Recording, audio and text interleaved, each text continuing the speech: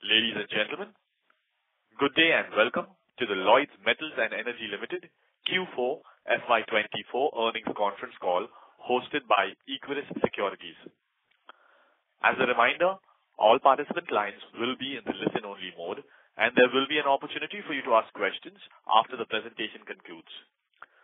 Should you need assistance during the call, please signal an operator by pressing star, then 0 on your touchtone phone. Please note that this conference is being recorded. I now hand the conference over to Mr. Siddharth Gadekar from Equirus Securities. Thank you, and over to you, sir. Good afternoon, everyone, and thank you for joining us today. We at Equirus are pleased to host Lloyds Q2 FY24 results conference call.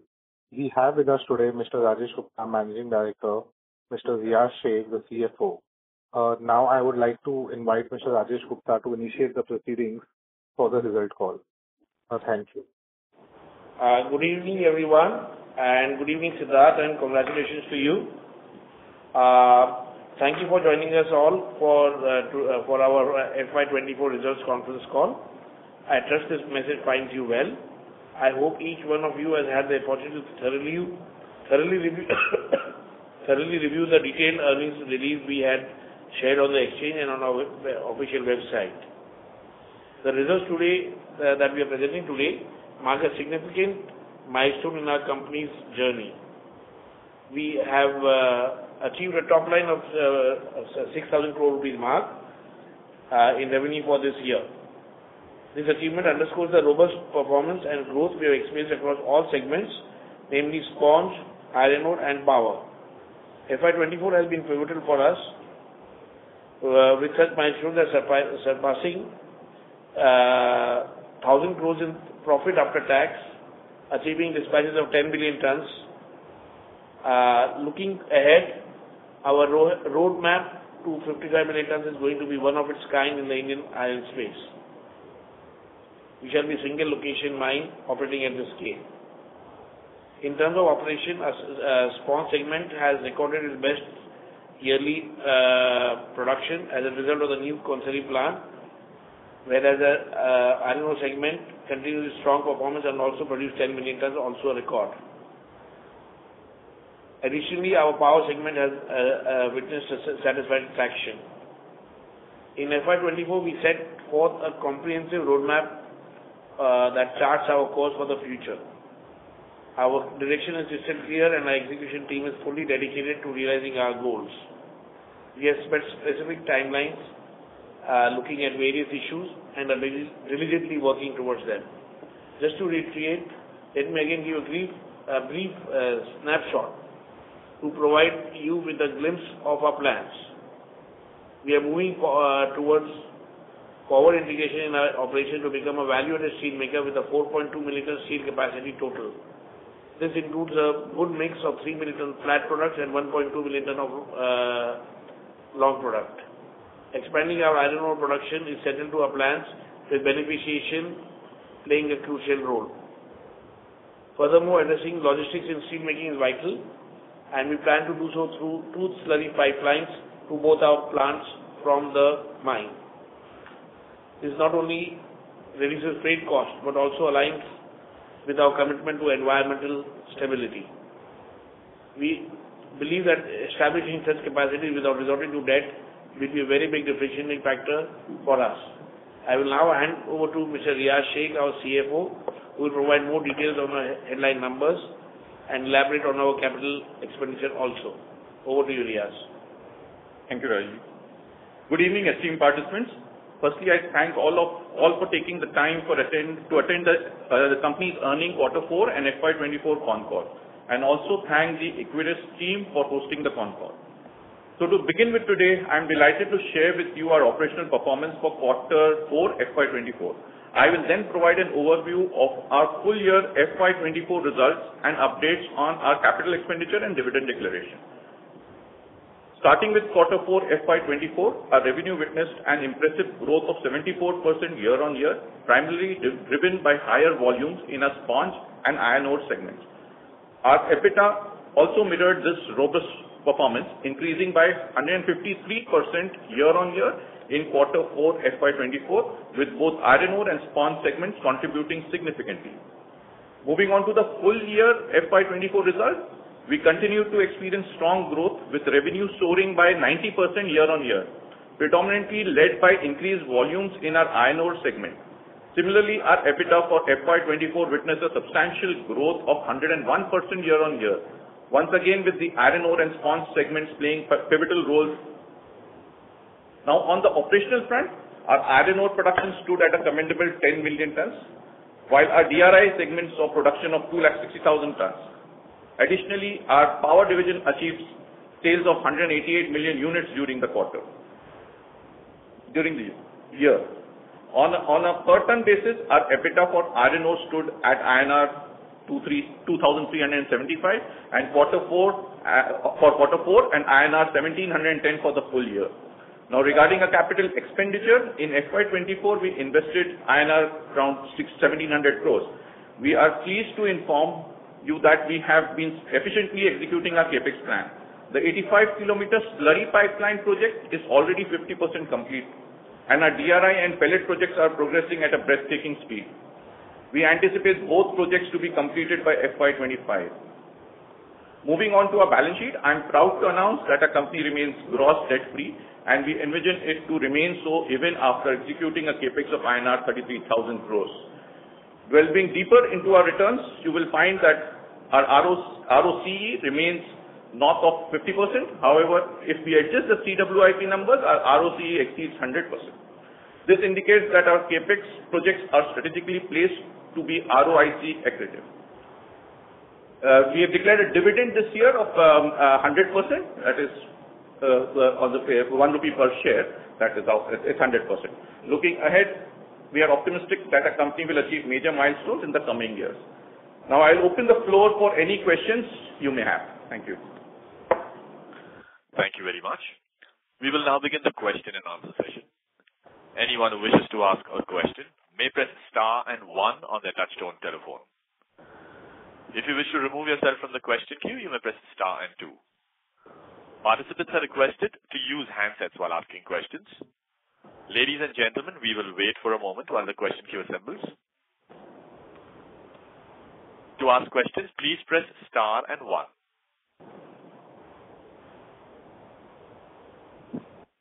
The first question is from the line of Nikun Lahoti, who's an individual investor. Please go ahead. Hello. Congratulations, sir, on your result. Sir, my question is... Hello. Yes, please go ahead. Sir, my question is, you mentioned in a video like in 4 to 5 years, you expect the revenue to be after steel plant coming and full expansion capacity of 25 million ton, revenue of 35,000 to 40,000 crores. So what could be like revenue breakup between iron ore and steel? So, can you start part of the question? What? What is the breakup of iron ore versus steel? Yeah, in future, like of revenue, what could it be expected? Cross pages, the figure that you're mentioning probably was given in one of my interviews. It's a simple calculation of the current rate of steel and iron ore. Approximately our iron ore sales at that point of time will be around 9 million tons after our whole capex plan is over, and steel pellet will be around 6 million tons, and other semis will be around 500,000 tons, and steel will be around 4.2 million tons. So if you total all of that, come to 40,000 crores, or probably a little more than that. The percentage of revenue I would leave for you to calculate. Okay, thanks. And sir, one more question. Like, there was a report released from Ventura Securities about this stock, And in that report, it was written like there might be one more. Hello? We lost you.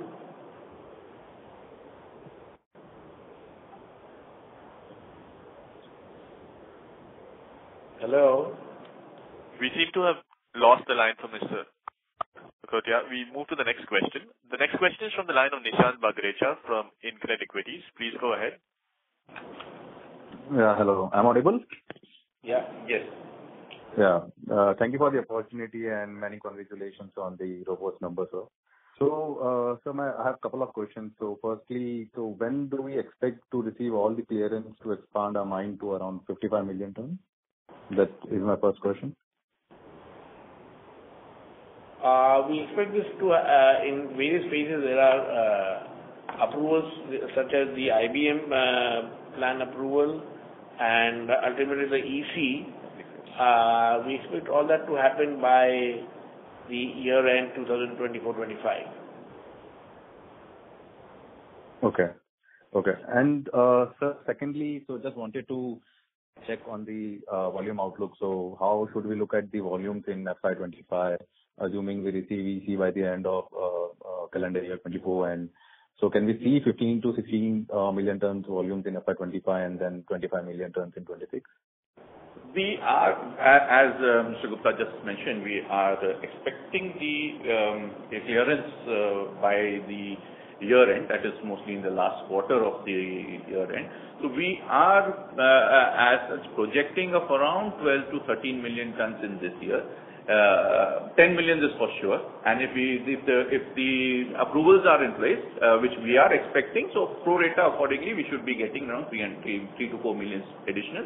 So around 13 million is what we are expecting to be doing in this financial year. Okay. Yeah, so I have one more question. So we have taken an enabling resolution for the QIP. So when do we expect to complete the process? And again, how much are promoters going to infuse? So any color on that? The process of the same is on. As you said, we've just got the clearance last weekend from the shareholders. The process is on, and then we should be, once everything is crystallized, we should be coming back to you. Okay. We also hope that we're also planning that the dilution by the promoters will not be to a very large extent. There will be some dilution, but not to the full extent. The promoters would be investing something. The plans are not yet frozen. Okay. And sir, one last one, a bookkeeping question, like how much incentives are we likely to receive each year starting from FY25 to FY29, and how would the incentive structure look beyond FY29? Incentives? Yeah. From the state government? Yeah, sir. From the state. So these incentives are on capital basis, and capital actually when we start the processes. So by that time we will have FY25, which is current year we would not have much of the plants operational. They will all start operating in the last quarter as predicted. So there will not be any major incentives apart from what is balanced from previous periods. We will not be anticipating to receive much incentives for FY25.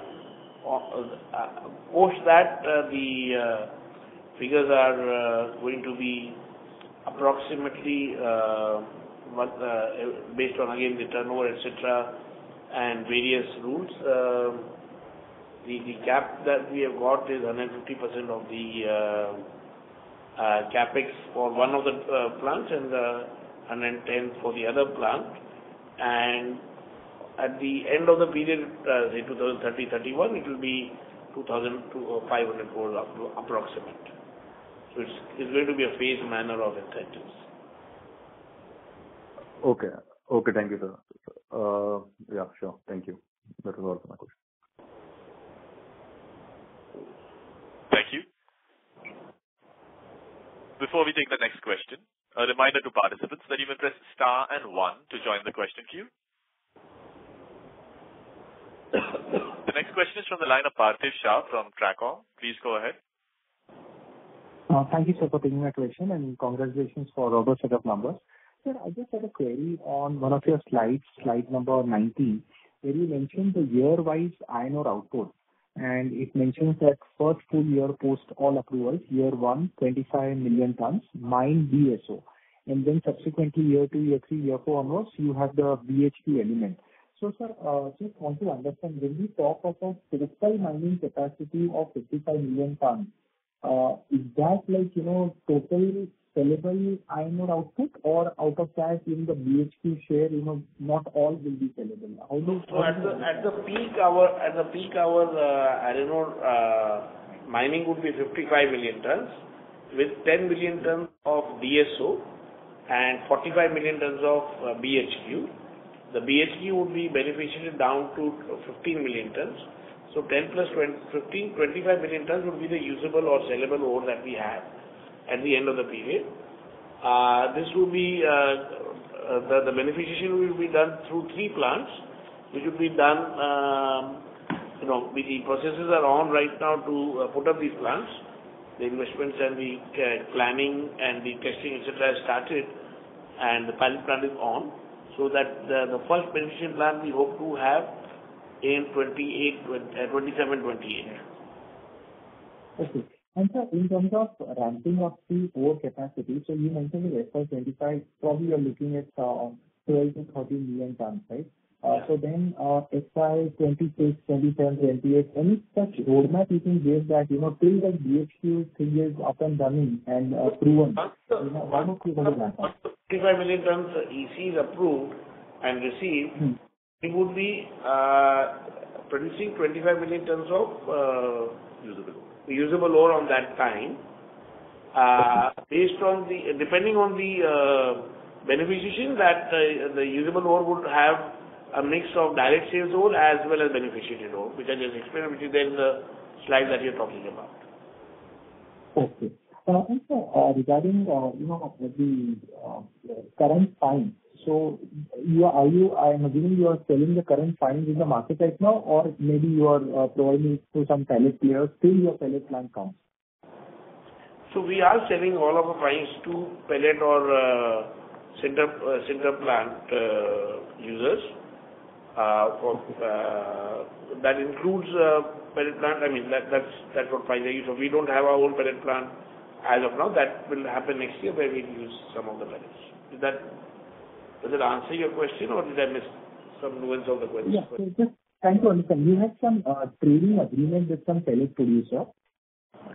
Okay. So we do have agreement to sell all Mandovi. MRPPL is a company in Goa, which is one of the oldest pellet plants in India, in the world in fact.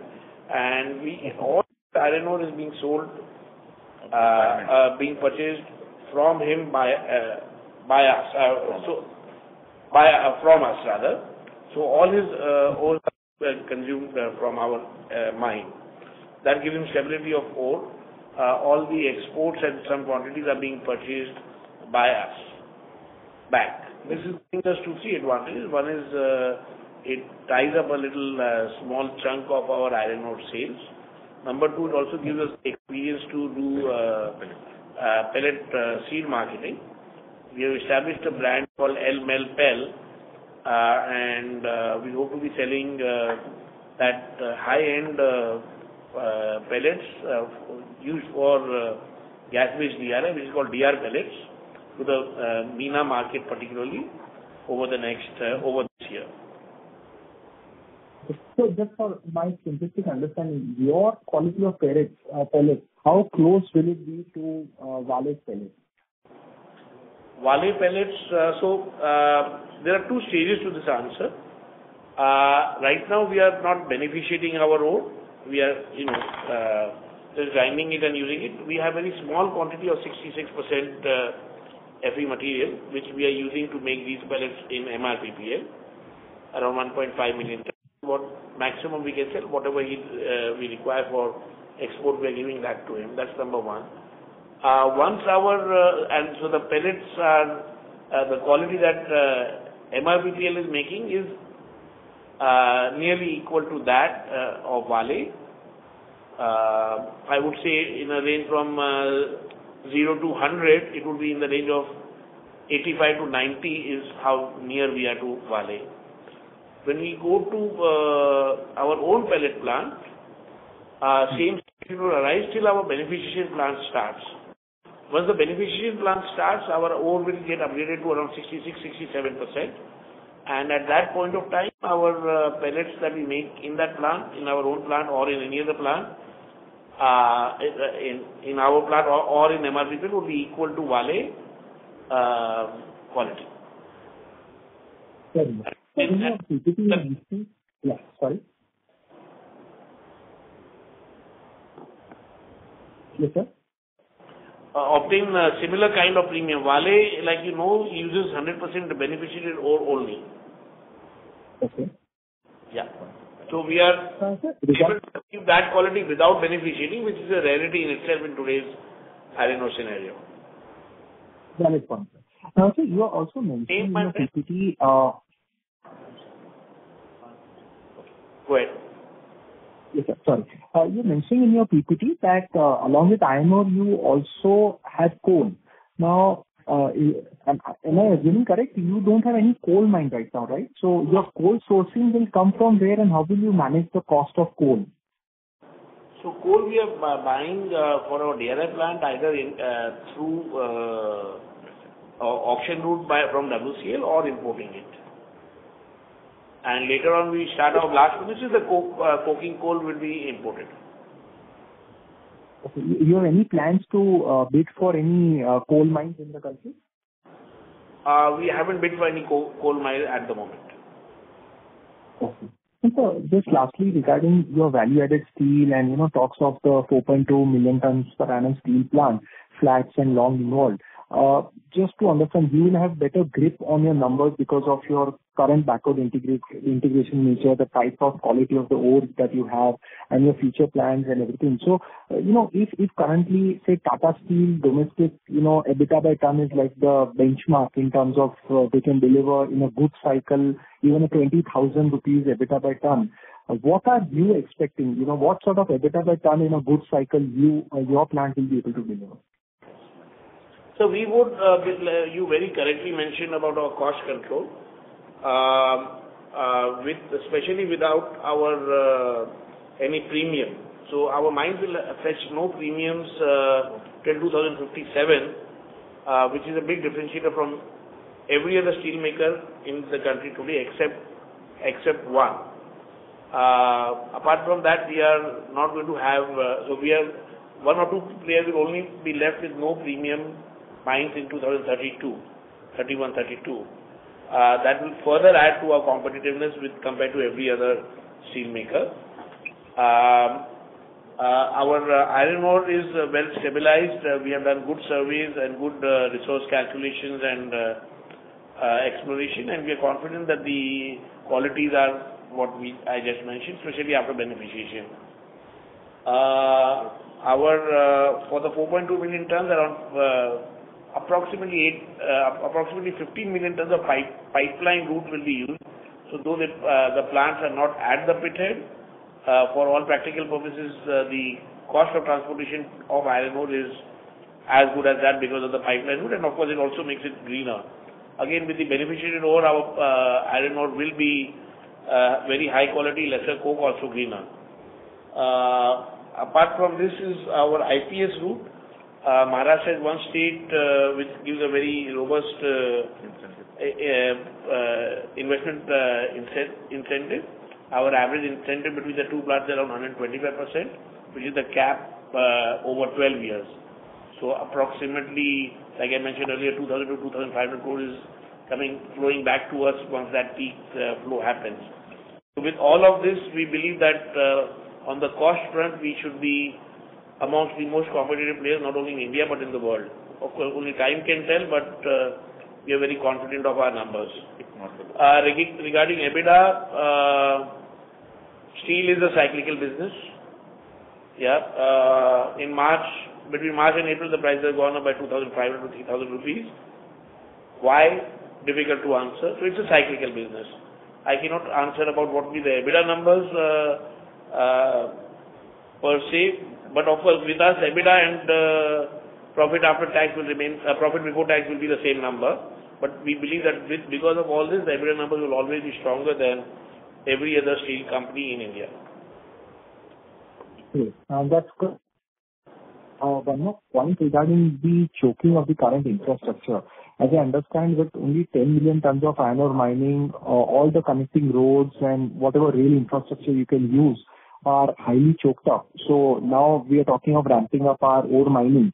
How supportive has the government been in terms of giving you both the road and the rail infrastructure, or you are looking to develop the roads on your own? What is the thought process in that? Because I hear from every mining company that mining output is not an issue, but the logistics is a nightmare in our country. So how are you tackling that challenge? So I always say one thing, my friend, that steel is more of a logistic game than steel itself. For logistics out of the mine, we are developing our mines to the extent of, every year we are spending up to 150 crore rupees to develop the roads and maintain the roads at our end, outside the mine also, up to the stockyard and up to the railway siding. This has ensured that we have been able to ramp up from 500,000 ton dispatch in 21-22 to 23-24, that is 2.5 years, to 10 million tons. Our monthly averages have gone up to, on a run rate of around 18 to 20 million tons also in some of these months. Okay. In January, in March we produced very less iron ore because of reaching the capacity of 10 million tons. So I do not think that to achieve 10 million tons we were ever choked up, to use your word. Railway facilities from the 3 sidings that we are using right now is quite adequate to all parts of the country. We are also, over a period, developed a lot of road network outside the state also. So we are sending our material from the mine area to Raigad, Raipur, even Odisha now in some cases, to West Bengal in some cases by road, taking advantage of incoming coal that comes in for various reasons or other inputs that come in from the port. So we are continuously on the watch out for looking at best logistics practices, and it's a very, very important part of our business. I think that's... Thank you very much, sir. Questions? Yes, sir. Absolutely. Thank you very much. Answers all my questions. All the best, sir. Thank you. Thank you. The next question is from the line of Ritvik Sheth from One Up Financial. Please go ahead. Yeah. Hi. Good evening, sir. Sir, just 2 questions from my end. What is the capacity of the slurry pipeline when it will be completely be commissioned? So we have 2 pipelines planned. One is the pipeline from the mine or Hedri to our Konseri plant, both being in the district of Gadchiroli. That's an 85-kilometer pipeline with a 10 million ton capacity. That pipeline has 2 grinding units, 5 million ton each. The first one will be commissioned in December, January, and the second grinding unit will be commissioned next year. Both these grinding units are in sync with the pellet plant. So at the end of that period, we would be transporting 10 million tons on this pipeline, 85 kilometers. The other pipeline that we have planned is a 5 million ton pipeline from Hedri again to our Ghugus plant. This is in Chandrapur. This length of this pipeline is 185 kilometers. The survey of this pipeline has started, and we are applying for permissions as we speak, and that is a little bit further down the line, maybe by March 28, 29. I'm getting confused. March 28 is when that plant will be, when that pipeline will be ready. Again, linked with the pellet plant in that plant, in that location. So, total 15 million tons will be transported by pipeline out of the 25 million tons sellable product that we'll be doing, leaving a 10 million tons to be transported by other means, which is equal to what we are doing right now. So, in the long run, we are very confident of achieving our logistic needs. Okay. And what would be the approximate logistic cost savings when both these pipelines will be commissioned? So in the first plant, around 700 to 800 rupees. In the second plant, around 1100 to 1200 rupees. Okay, got it. Okay. So my next question is regarding the CapEx that we are undergoing. Can you tell us what is the pending CapEx for all the expansion projects, and when are these projects expected to be completed?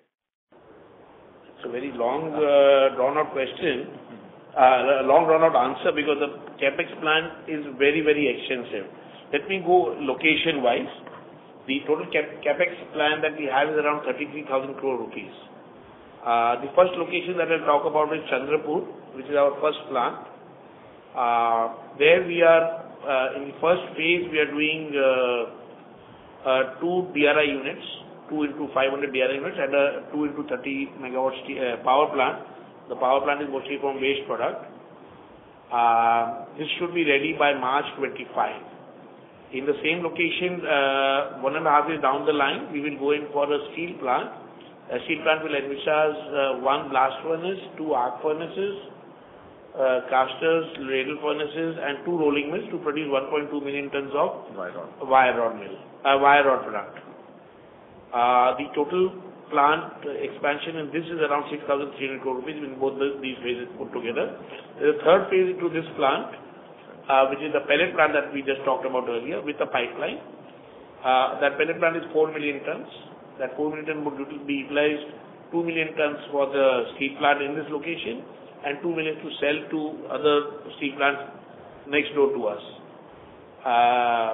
So even the pellet plant and the pipeline, they will become more viable. And all this put together is 6,300 crore rupees, 6,400 crore rupees, and that's location number 1. Location number 2 is Konsari, which is in the district of Gadchiroli. In that location, we have started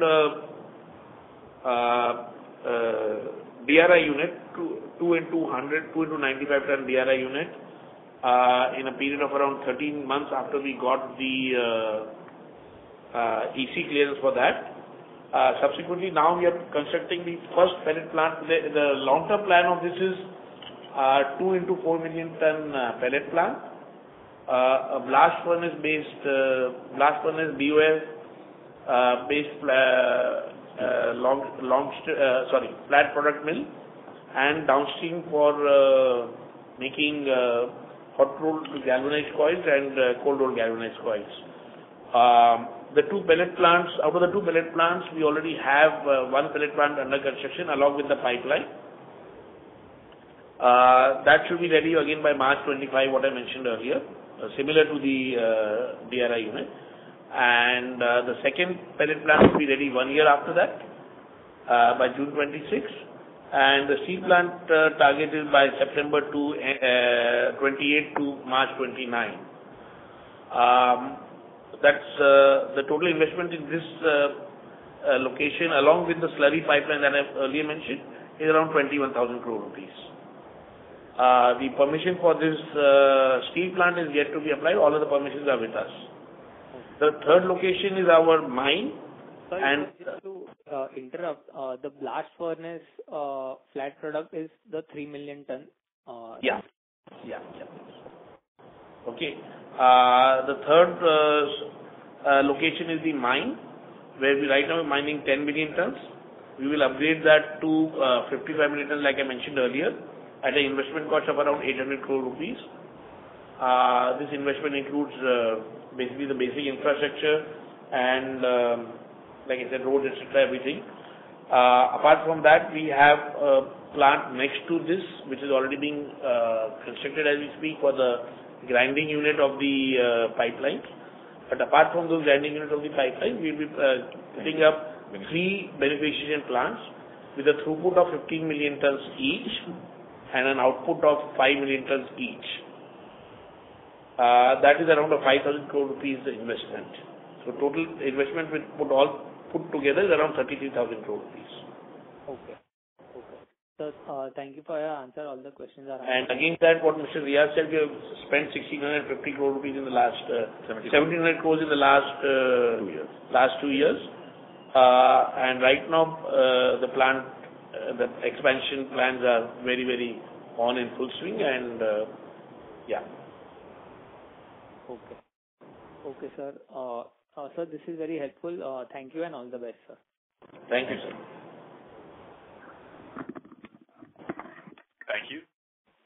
The next question is from Abbas Panchanani from Incred Equities. Please go ahead. Thank you, sir, for taking my question. So I have a couple of questions regarding the ore. So what will be the royalty rates for the low-grade ore? Hello? Can you be a bit louder?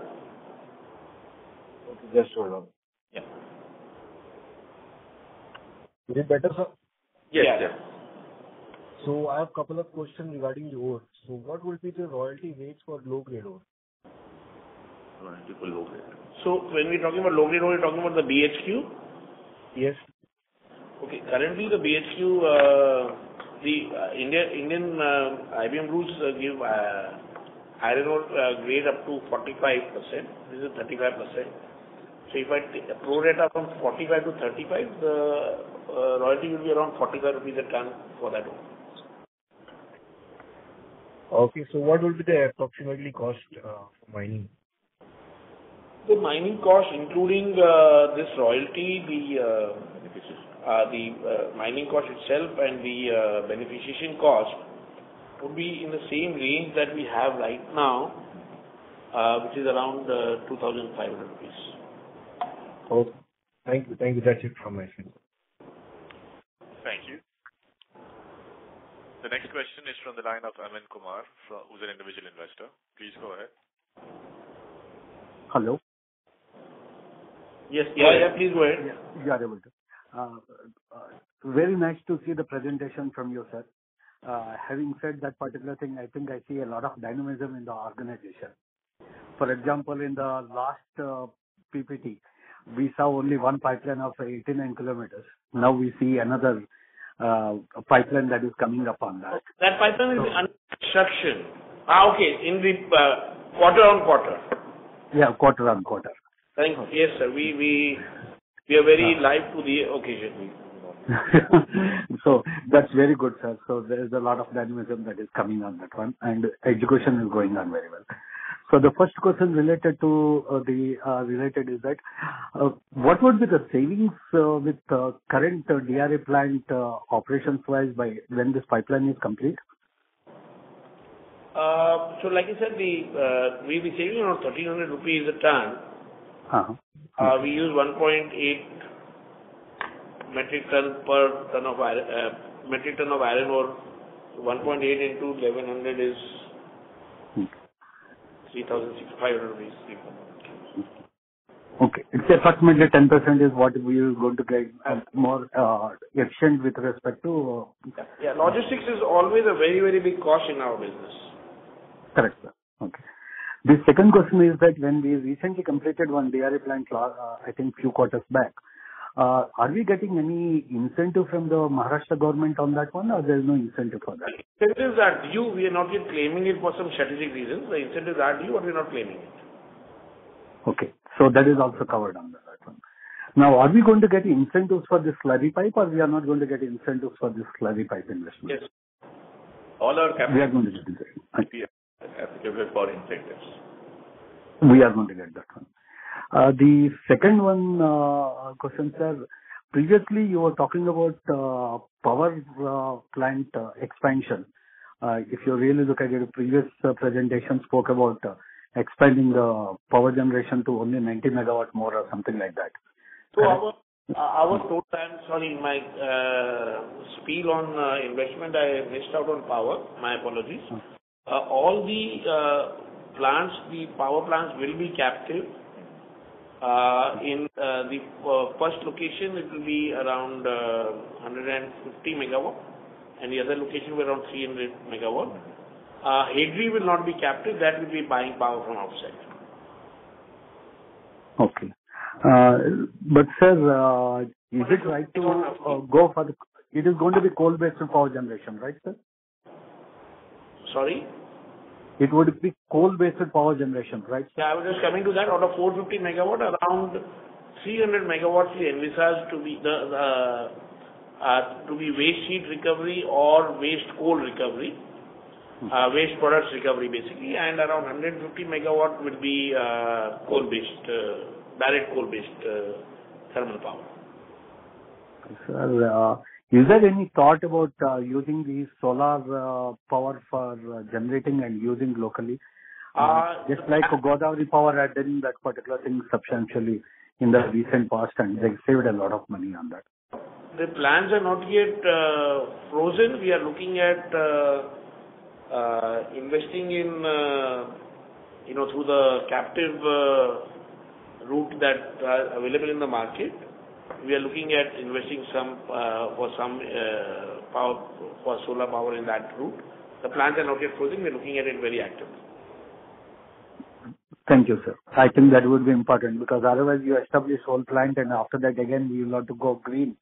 So you get into solar, it would be unnecessarily a power plant. We will have to keep it idle on that one. So that was the question that was there. Battery power is not there. There's no plant, I mean. So that in the long run we envisage that to be totally solar. We hope to get there very shortly. Sir, it would be very helpful. What are the projects which are going to become on by the end of this year? If some kind of information is provided, that would be good. I know things are happening at a breakneck speed, but as an investor not being aware about what is happening on that one, it would be helpful if you can actually put a slide saying that what is expected to happen by the end of the year and next year, so that we have some estimates what is happening further on that. So I have mentioned earlier, this year 24-25, we should have the 2 DRI plants ready. 2 DRI that is 0.36 MTA. 0.6 million ton ready. Yeah, and we will have the associated power plant ready. Yeah, and we will have 1 pellet plant ready, and with that 1 pipeline for that. And the mine should be ready to produce 25 million tons. Okay, sir. And out of this pellet plant, what are we are going to produce? 4 million tons one. That would also be supporting the DRI plant, sir, or it is going to be completely sold out differently? So that's a call that the market, because this first, we'll be producing for the first 1.5 years, we'll be producing around 800,000, say 650,000 tons of DRI. We will have the option during this period because we'll be selling the product out. So depending on the market requirement, we'll be flexible, either DRI or pellet. I mean, either iron ore DRI or pellet-based DRI. Okay. So that's going to depend upon that cost economics at that point of time. Is this my understanding right, sir? Sorry? It depends upon that market pricing, that point of time. Market pricing, because that time I'm not, consuming our own DRI. Yeah. Okay, sir. And the second... Then our results, our thought process will be much more crystal clear. Thank you, sir. The other one that is another question that I have is that previously you were talking about increasing the mining capacity by 20%, that is 10 million to 12 million, because you need very little EC clearance process for that. I talked about a year back or so, or around 9 months back, I remember. When we went into the detailing of that process, we realized that we do save on the public hearing process, but the other processes of the approval are very, very same. So decided to go in for the big bang approach rather than small approach of 20%, and then the beneficiation plan. And also we got very encouraging results from the beneficiation studies that we have carried up. We also I will set up our pilot plant for the beneficiation in record time. So with all that effectiveness on the beneficiation, we decided to go the big bang way. Okay. So that means this year mining capacity is going to be 10 million is what we should be. That's what. Yeah. Actually, it depends very much on when exactly we get it, because after that we're allowed to do it pro rata. So let us see how it works out. Yeah, but anyway, even if you get it by the March, I think it would be extraordinary speed for getting the EC clearance. I would definitely look forward to hearing a positive news on that. 10 million would be the minimum. Anything over and above that would. Yeah. Okay. Thank you, sir. Those are my questions. Thank you. Thank you very much. That was the last question in queue. I would now like to hand the conference back to the management team for closing comments.